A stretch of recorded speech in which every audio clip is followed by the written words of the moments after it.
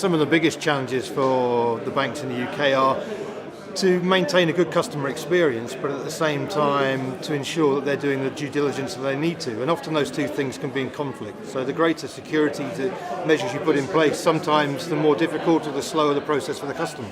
So I think it's trying to align those two things at the moment is a really big challenge for UK banks. The long-term challenge is that banks don't have any branches anymore. They have to fill that gap.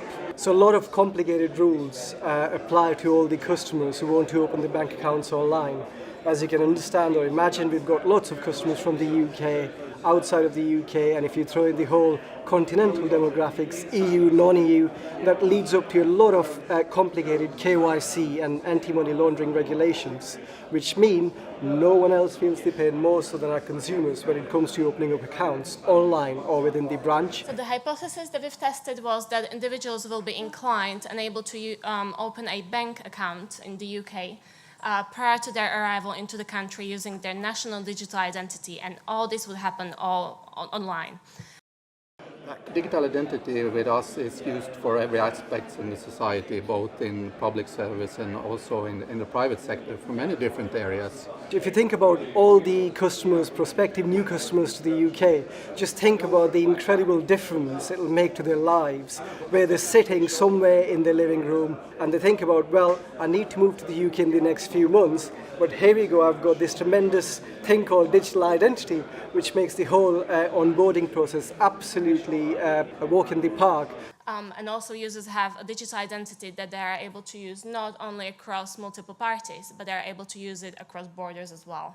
That's where digital identity really comes in, because you can begin to establish identity. I think off the back of that we can do quite a lot of work in and around the assurance and credit scoring as well, I think in the future. But to be able to do that at distance, but have that same level as assurance as if you've got the customer in front of you, that's really what the banks want to see. In Norway, all the banks trust each other. But if you go outside the border of Norway, there is no that kind of mutual trust. Even from country to country within the EU, there are differences the banks in the process that banks have to go through. If you're relying on a digital ID from one country, it needs to meet the requirements of your home destination.